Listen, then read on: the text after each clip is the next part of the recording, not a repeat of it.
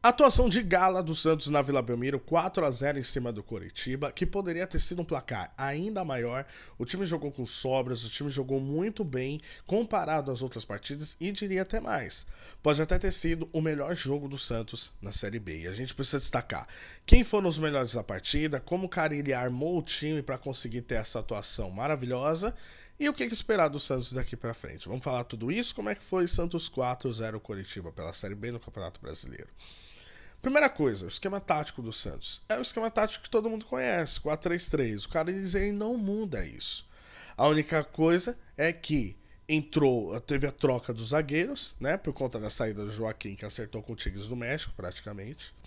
Mas de resto, é a chamada equipe titular, tá?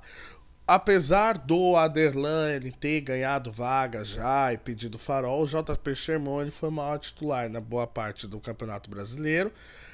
E de resto, na parte da frente, o Santos ele manteve aquilo que vinha atuando. E aí ele manda o seguinte recado: quando o Santos ele tá com o time completo, digamos assim, principalmente do meio para frente, tendo o seu meio campo atuante, o meio campo focado, intenso, tudo fica mais fácil. Por quê? Porque desde o Campeonato Paulista, quem acompanha o Santos sabe que o Santos ele constrói suas jogadas a partir do meio campo. E isso não foi diferente. O time ele teve intensidade, focou e logo no começo do jogo o Otero ele manda uma bola na trave, dá falta da entrada da grande área, rebote sobrado no Juliano. Pouco tempo depois, o Guilherme ele já fez o segundo gol. Teve alguma mágica do Carille aqui? Não, não teve nenhuma mágica. O Carille fez exatamente o que ele vinha fazendo durante todo o ano, principalmente no Campeonato Paulista, armando os três do meio campo para poderem jogar juntos tabelando, tendo uma jogada a partir do meio, jogada pelos lados para conseguir cruzar.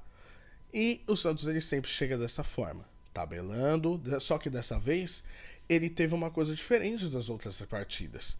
O Santos ele começou o jogo muito intenso e ele teve um primeiro tempo muito forte. Normalmente, se você pegar o restante da temporada e você fizer uma comparação, uma análise, o Santos ele tem dificuldades de se impor na primeira etapa e ele consegue se impor melhor, digamos assim, na segunda etapa.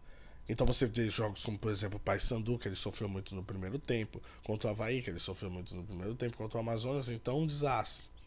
Só que dessa vez aconteceu. E principalmente jogando nos seus domínios, jogando na Vila Belmiro. E aí o Santos ele conseguiu se impor de uma forma muito imponente. Com 2-0 já no placar, obviamente o Santos no final da partida, ele começa, no final da primeira etapa, no caso, ele começa a baixar o seu ritmo. Só que, durante todo o primeiro tempo, até os 30 minutos, o Santos estava em cima, tentando fazer o terceiro gol. Então você vê que teve chances com o próprio Guilherme, você vê que teve cabeçada do Juliano que foi na trave, o próprio Juliano que precisou ser substituído pela entrada do Serginho. Só que a estrutura, a mudança da equipe permaneceu a mesma, tá? E aí você vê a segunda etapa. A segunda etapa o Santos continua na mesma pegada também. Continua em cima, continua forte. Teve duas chances de gols com o Guilherme, uma ele estava impedido e a outra estava em posição legal, ele tentou encobrir o goleiro e não deu.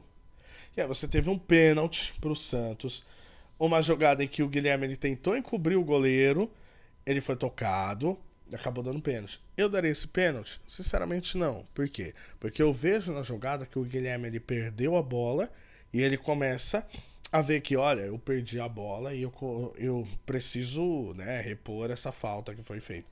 Então eu cavei, não é que cavou um pênalti, mas consegui arrumar um contato ali dentro da área. O juiz acabou indo no VAR e acabou dando 3-0 pro Santos, gol do Julio Furt.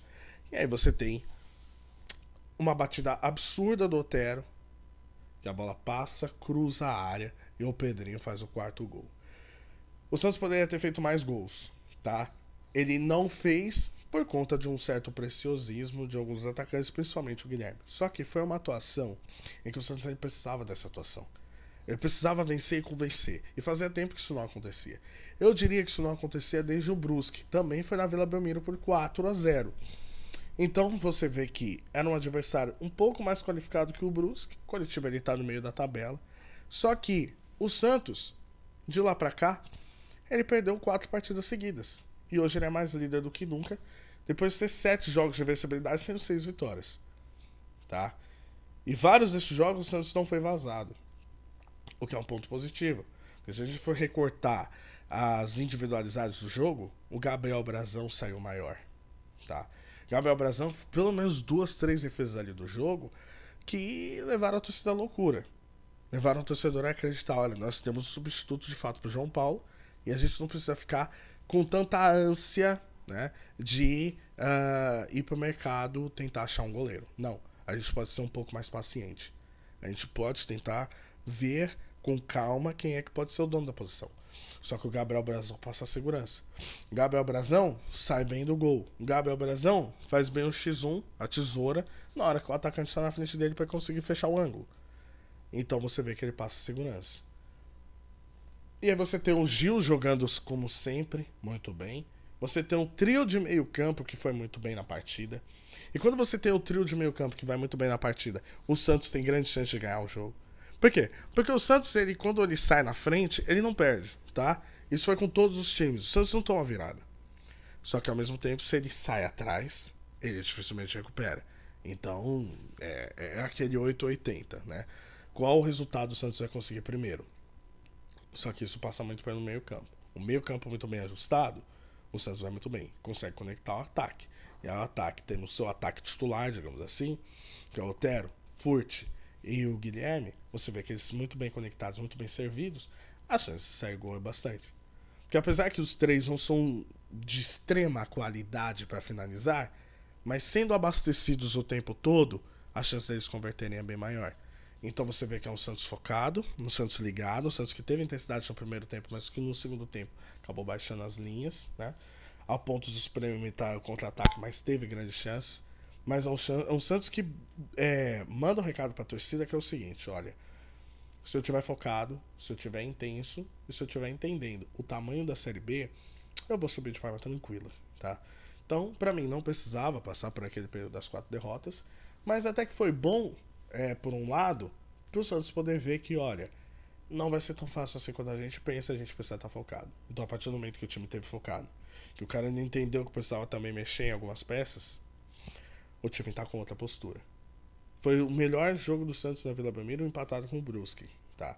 Então o Santos, ele mostra, ele vê, olha, ele fala, eu posso melhorar, eu posso me impor, e se impõe.